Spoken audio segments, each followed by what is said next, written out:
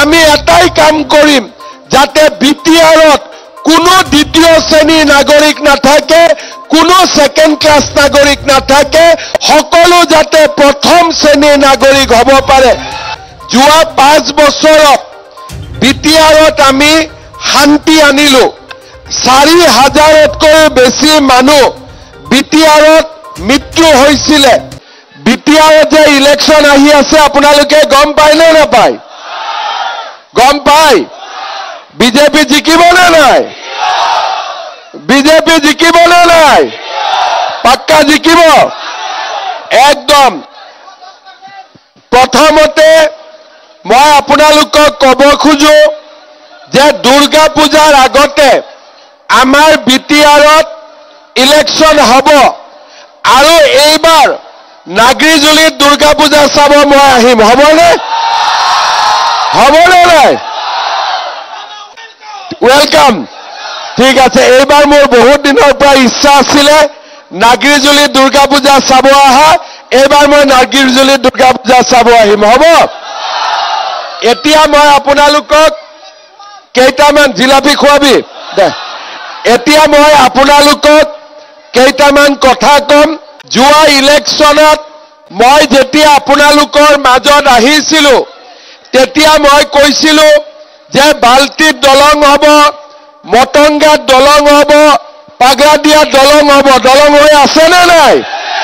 পাক্কা হৈ আছে। এতিয়া মোৰ আৰু এটা কাম আছে, সেইটো হৈছে নাগৰিজুলিত কলেজ এখন বনাম। হ'ব? নাগৰিজুলিত কলেজ লাগে নে নাই? তামুলপুৰত কলেজ আছে, গুৰেশ্বৰত আছে, মাজত নাগৰিজুলিত নাই। হয় নে নহয়? গতিকে এখন আমি নাগৰিজুলিতো কলেজ বনাব লাগিব। ঠিক আছে? এতিয়া মই আপোনালোকক দুটা কথা কম।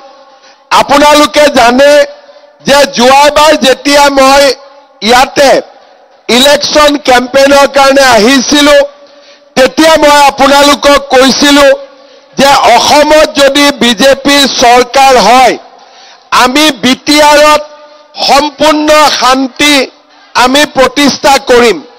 আজি আপোনালোকে দেখা পাইছে যে বিটিআৰ চুক্তি হল আৰু 2021 চনত মই অসমৰ মুখ্যমন্ত্ৰী হলো আৰু মই যেতিয়াৰ পৰা অসমত মুখ্যমন্ত্ৰী হলো বিটিআৰত এটাও গুলি ফুটিছে নেকি? এটাও গুলি ফুটিছে নেকি? এটাও বোমা ফুটিছে নেকি? কোনোবা মানুহক কোনোবাই অত্যাচাৰ কৰিছে নেকি? আজি আমি যোৱা 5 বছৰত বিটিআৰত আমি শান্তি আনিলো। 4000তকৈ বেছি মানুহ বিটিআৰত মৃত্যু হৈছিলে। আজি যোৱা 5 বছৰত বিটিআৰত বঙালী মানুহ হওক, গোৰ্খা হওক, অসমীয়া হওক, হিন্দী ভাষী হওক, আদিবাসী হওক আৰু আমাৰ সকলোৱে বড়ো ৰাইজৰ লগত সমিল মিলেৰে আছে। কতো কোনো গণ্ডগোল নাই, কতো কোনো কাজিয়া পেচাল নাই। আজি আমাৰ বিটিআৰত যোৱা 5টা বছৰত আমি শান্তিৰে বাস কৰিলো। এতিয়া আমাৰ লক্ষ্য হল যে শান্তি আমি পালো, এতিয়া আমি উন্নতি পাব লাগে, এতিয়া আমাৰ বিকাশ হ'ব লাগে। সেইবাবে এই 5 বছৰত আমি চেষ্টা কৰিছিলো যে বিটিআৰত শান্তি আহক। অহা 5 বছৰত আমাৰ লক্ষ্য হ'ব বিটিআৰলৈ উন্নয়নৰ গংগা নমাই অনা আৰু বিটিআৰক অসমৰ ভিতৰতে বিকশিত অঞ্চল হিচাপে আমি আগবঢ়াই লৈ যোৱা।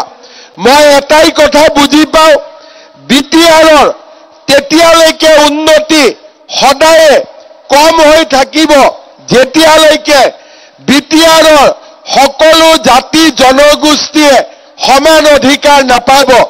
আৰু সেইকাৰণে মই প্ৰত্যেকখন মিটিঙত কৈ আছো যে অহা 5 বছৰত আমি এটাই কাম কৰিম যাতে বিটিআৰত কোনো দ্বিতীয় শ্ৰেণীৰ নাগৰিক নাথাকে, কোনো সেকেন্ড ক্লাস নাগৰিক নাথাকে, সকলো যাতে প্ৰথম শ্ৰেণীৰ নাগৰিক হ'ব পাৰে, সকলোৱে